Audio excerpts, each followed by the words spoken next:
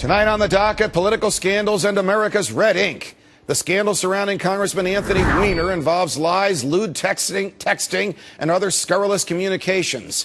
But at the heart of this wrongdoing is a more important question. Did the congressman use federal facilities and therefore our tax dollars to prop up his lies? And why is it that had the congressman's lies been told to the FBI, he'd be prosecuted? But when he told them just to us, he is free.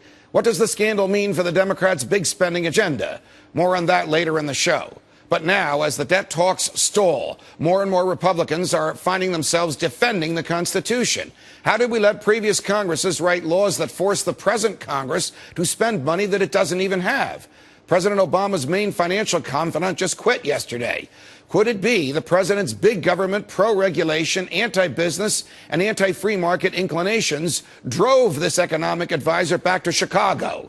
To answer that inquiry, I turn to a man who is the very antithesis of President Obama. He's a man who wants to take down the Federal Reserve, restore the value of the dollar, abolish the IRS, and confine the government to the limits imposed upon it by the Constitution.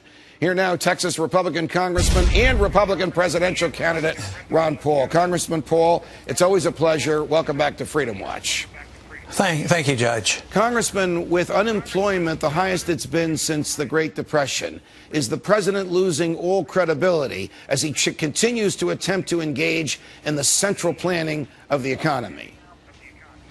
Oh, absolutely. Although he doesn't get all the blame because, you know, it took a lot of years, and the people in Congress and the previous presidencies, they all contributed to it by endorsing a system of central economic planning through the Federal Reserve. So, yes, it's a failed system.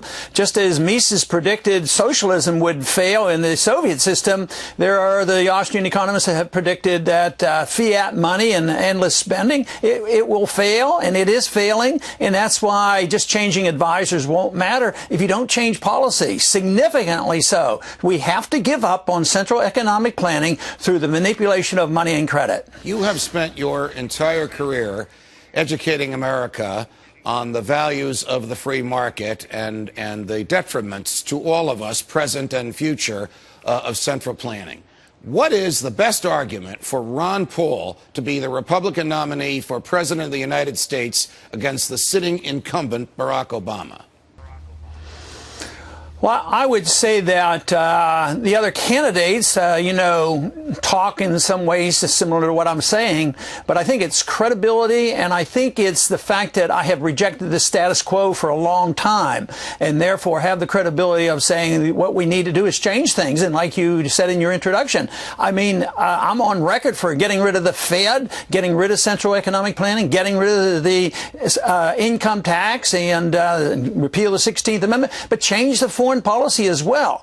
Others are hinting, and I think this is good, and I'm very pleased with it, and we're getting better votes in the Congress today also. But I just think the other candidates pretty much are part of the status quo, with a leaning now, in the Republican primary at least, toward less government. At least they state that. The big problem is over the years, we've heard that so many times, and then we finally get the Republicans in charge, and they act like Democrats. So that is what the real challenge is, and hope I fill the bill where people can believe exactly what I'm saying, and I would do exactly as I have promised. I have the same view about the IRS as do you. I have the same view about the income tax as do you, and I expect most people watching us now feel similarly. But the question that comes to mind is, how would the government run? How would it operate if there were no income taxes to pay for it? Well, you know, that's always the question. We might look at our history. I think there was a good many years we didn't have an income tax, other than for a brief period under Lincoln. We didn't have an income tax until 1914, and we did quite well. But the question isn't so much how you do it, it's how much do you want to pay for it. If you want a welfare system, if you want the entitlement system to continue, if you want corporate welfare, the military-industrial complex, and foreign adventurism and policing the world, you can't do it. Not only only do you need the income tax, you need to borrow, you need to print the money. So it's an attitude about government. And I think the most important question that we have to ask is, what should the role of government be? And I believe the founders asked that question. They didn't like the role of the king, and they changed it and tried to give us a document. They made an effort to try to restrain us from going back to these old habits again. And that's the question we have to answer. If we had the proper role of government, believe me, if we just, basically followed the Constitution, we wouldn't even have to have an income tax. We would live within our means, and we wouldn't be able to print money, and we wouldn't be able to borrow like we do. Are you surprised that you are more popular on college campuses today than President Obama is? Well, I didn't know that was the case, but it would make me feel good, because I know what they respond to, and they respond to this message that you and I have been talking about. And I would say that should make us all feel good, because I know my personal limitations, but I think everybody knows where I stand. And if there is the popularity that you say, I would say it's great that the philosophy of liberty is gaining in popularity. I have to tell you, another unusual place where the popularity of liberty is gaining.